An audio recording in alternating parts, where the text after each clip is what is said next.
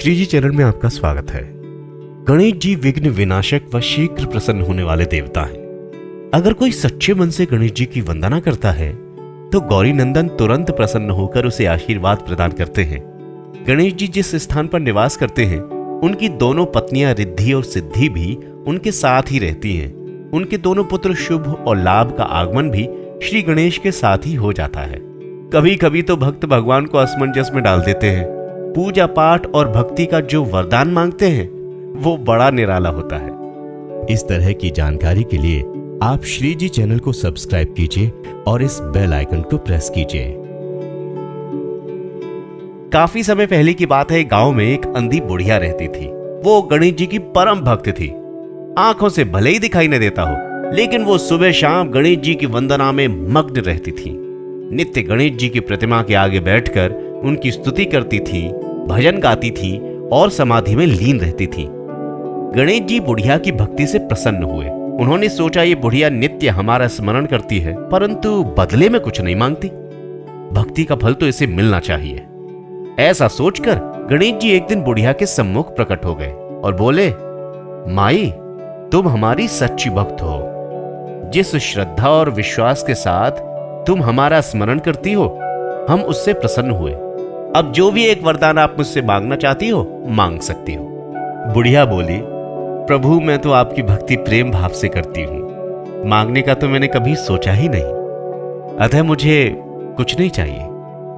गणेश जी पुनः बोले, हम वरदान देने के लिए आए हैं। बुढ़िया बोली, हे सर्वेश्वर, मुझे मांगना तो नहीं आता। अगर आप कहें तो मैं कल मांग लूंगी। तब तक मैं अपने बेटे व बहू से भी सलाह मशविरा कर लूंगी। गणेश जी कल आने का वादा करके वापस लौट गए। बुढ़िया का एक पुत्र व बधू थे। बुढ़िया ने सारी बातें उन्हें बताकर सलाह मांगी। बेटा बोला, माँ, तुम गणेश जी से ढेर सारा पैसा मांग लो, हमारी गरीबी भी दूर हो जाएगी, सब कुछ चैन से रहेंगे। बुढ़िया की बहू बोली, नहीं, आप एक काम करो ना, सुंदर सा एक पोता मांग लो, वंश को आगे बढ़ाने वाला भी तो चाहिए। बुढ़िया बेटे और बहू की बातें सुनकर असमंजस में पड़ गई।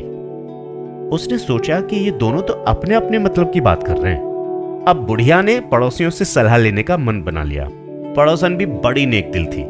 उसने बुढ़िया को समझाया कि तुम्हारी सारी जिंदगी दुखों में कट गई, अब जो थोड़ा जीवन बचा है वो तो सुख से व्यतीत कर लो। धन या पोते का तुम क्या करोगी?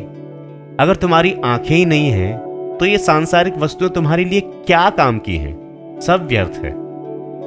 मेरी मानो, तुम अपने लिए आंखें मांग लो। बुढ़िया और भी ज्यादा सोच में पड़ गई। तीनों ने अलग अलग राय दी है। उसने सोचा कुछ ऐसा मांग लूं जिससे मेरा बहू और बेटे का सबका भला हो जाए, लेकिन ऐसा क्या हो सकता है? इसी उधेड़ बुन में सारा दिन बीत गया। बुढ़िया कभी कुछ मांगने की सोचती, कभी कुछ प्लान करती, लेकिन फिर भी कुछ निर्धारित नहीं कर पा रही थी। दूसरे दिन गणेश जी पुनः प्रकट हुए और बोले, आप जो भी मांगेंगी वो हमारी कृपा से हो जाएगा, ये हमारा वचन है। गणेश जी के पावन वचन सुनकर बुढ़िया बोली, हे गणराज, यदि आप मुझसे प्रसन्न हैं तो कृपया मुझे मन इच्छित वरदान प्रदान कीजिए। गणेश जी बोले, बोलिए। बुढ़िया बोली, मैं अपने पोते को सोने के गिलास में दूध पीते देखना चाहती हूं। बुढ़िया की बातें सुनकर गणेश जी उसकी सादगी और सरलता पर मुस्कुरा दिए। बोले, तुमने तो मुझे ठग ही लिया। मैंने तुम्हें एक वरदान मांगने के लिए बोला था, परंतु तुमने तो एक वरदान में ही सब कुछ मांग लिया। तुमने अपने लिए लंबी उम्र तथा दोनों आंखें मांग ली, बेटे के लिए धन और बहू के लिए पोता भी मांग लिया। पोता होगा, ढेर सारा पैसा होगा, तभी तो वो सोने के गिलास में दूध पिएगा। पोते को देखने के लिए तुम जिंदा रहोगी, तभी तो तुम उसे देख पाओगी। अब देखने के लिए तुम्हें दो आंखें भी चाहिए, तो आंखें भी देनी पड़ेंगी। फिर भी वो बोले कि चलो, जो तुमने मांगा है सब सत्य होगा। ये कहकर गणेश जी अंतर्ध्यान हो गए।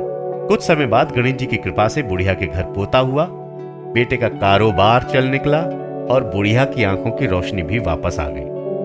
बुढ़िया अपने परिवार के सहित सुखपूर्वक जीवन व्यतीत करने लगी।